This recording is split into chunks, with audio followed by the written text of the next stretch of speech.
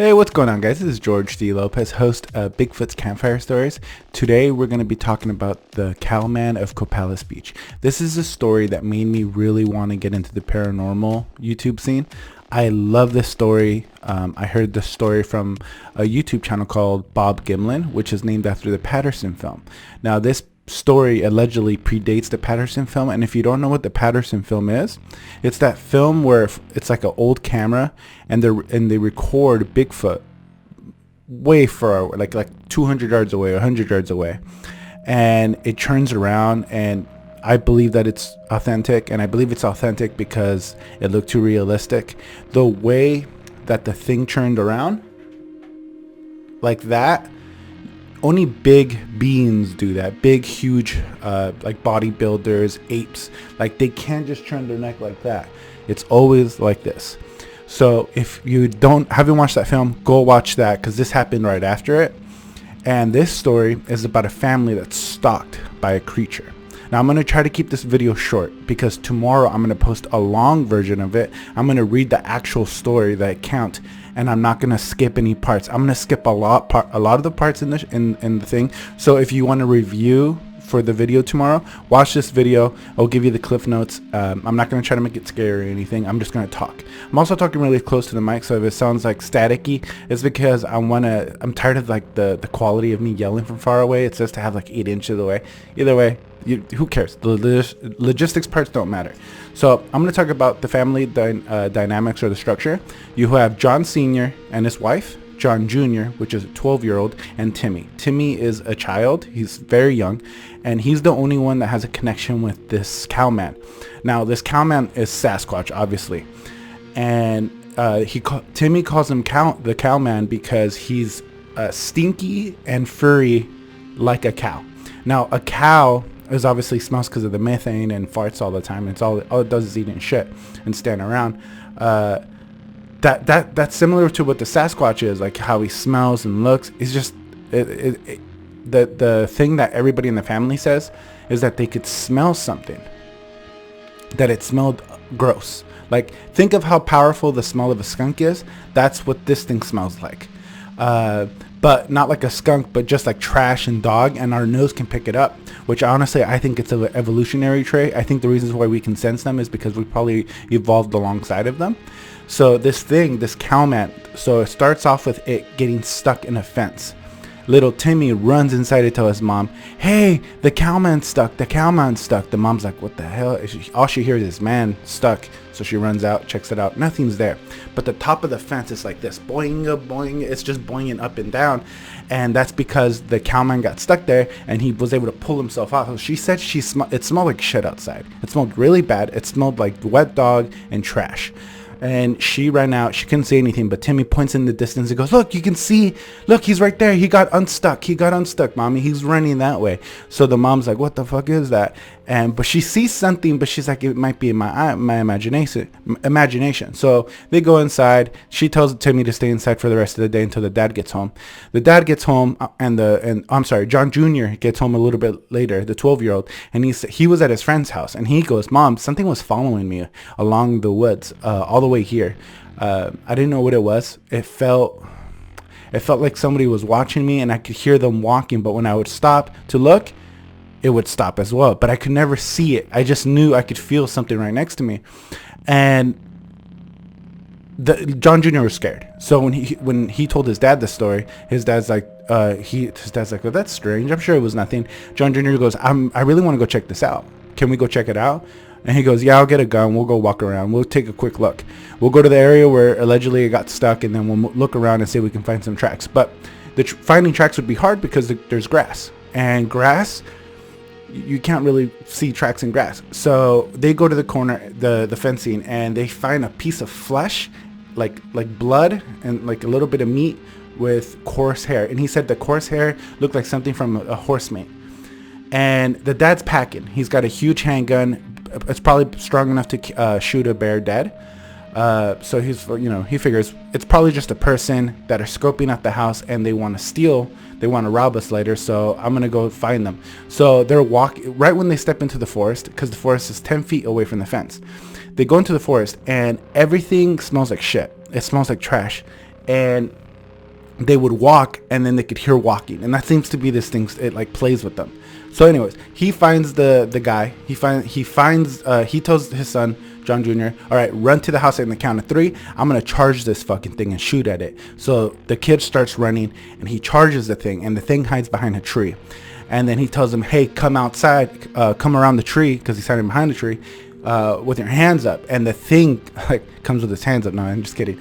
The thing comes out, and he's really angry. He has like the he's snarling, he's pissed off, he's just mad dogging him. And he points the gun at him, and the thing books it towards John Jr. Now John Jr. is probably like 100 yards away. By this point, it's been like a minute. John Jr. is already back over the fence, but he's standing at the perimeter of the fence. John Sr. follows the Bigfoot, and he's yelling at his son, run, run. Think Jurassic Park. This is it. Bigfoot starts sprinting, and he tucks his shoulder in. The Bigfoot tucks his shoulder in. He jumps over the fence, tucks his shoulder in, and pops him. Next thing you know, the kid goes flying, but the kid thought it was a bear. He didn't see what it was. He didn't think it was a Bigfoot. The dad's like, I can't shoot at it because I could shoot my son. So what he does is he shoots right next to it. The thing, runs out and runs around the house and runs back into the forest. John Jr. and John Sr. run inside. The mom's like, what the hell was that? He goes, I don't care. So the next day, so they go to sleep, and then the family's resting inside their respective rooms. John Jr. says that the thing was bashing up against the side of the house. John Jr. says that it can chirp like Timmy said that at night it would tap on the window to wake him up, and then he would chirp like a bird and play with him. But he couldn't come inside the house because the window was too small. So he would just talk to him through the window. The Sasquatch Cowman seems to be like really cool with Timmy. They think they have like this weird relationship.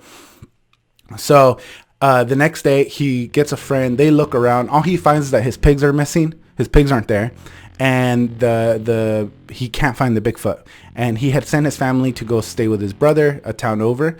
And now the family comes back at night. The friend takes off, and then this is the climax of the story. So the climax is everyone's asleep except John Jr. John Sr. John Sr.'s outside on the balcony. He gives his wife a shotgun. He says, before you shoot, ask what its name is. If you hear John, don't shoot. That means it's me. So John Sr. stays on the porch. He's smoking cigarettes and drinking coffee all night because he wants to catch this thing. He wants to know what the hell this thing is. And what ends up happening is he thinks it's in he sees red eyes looking at him from his farm, his barn. So he runs over to the barn, checks it out. Nothing's there, but he hears footsteps above him on the balcony on the second floor of the barn. He's like, fuck, I'm trapped. As soon as I walk out this barn, it's going to jump right on top of me. But just then, he's paralyzed for like 5 minutes.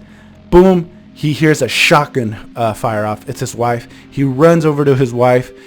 He breaks. Nothing jumps on him. He goes to his wife, and his wife is like, it grabbed Timmy, but she was able to shoot it off. And Timmy's crying like, why'd you shoot it, Mom? Why'd you shoot the cowman? You heard him. And the cowman is in the forest yelling. Like, and the thing the mom would say is that she heard birds. She thought it was a bird, and when she asked Timmy who she was talking to, the birds stopped chirping, and it became this like weird gibbering. I think that's how you pronounce it. That's what exactly they said, gibbering. It's like like really angrily snarls the thing, and she said that it sounded like a fucking ape.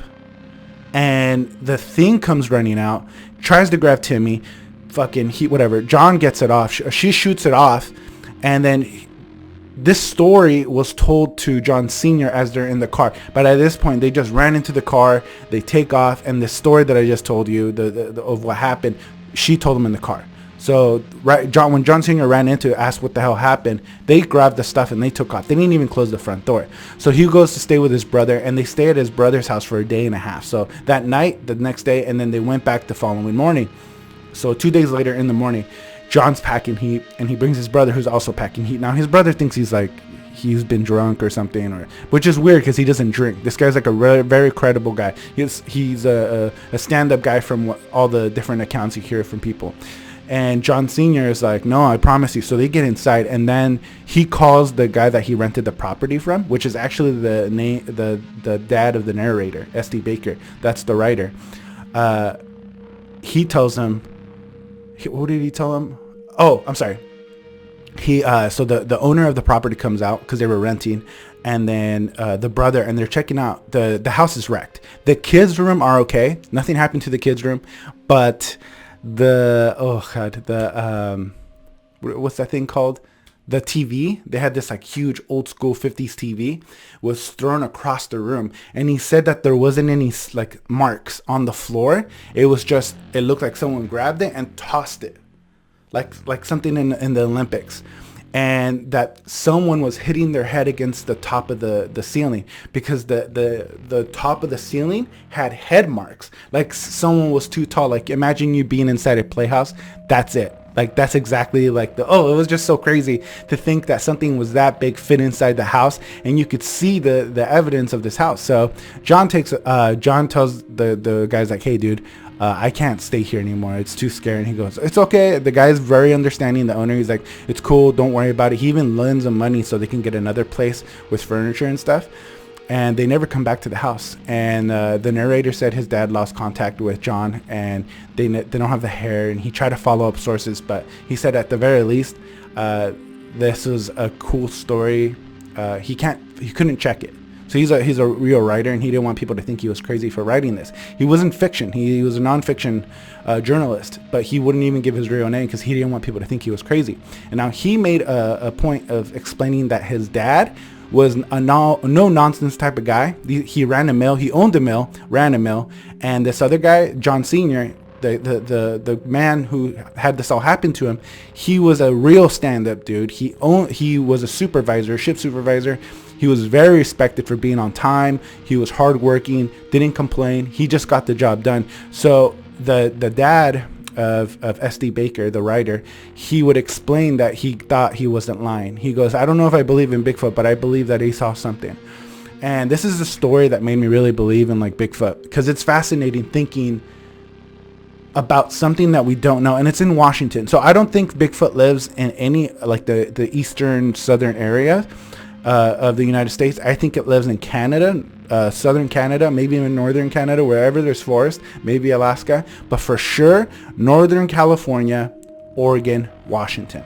You hear of a lot of crazy stories, and then we have thousands of miles of Pacific Northwest forest. There's so much, there's parts of the forest that no man has ever been to, or very few men have been to.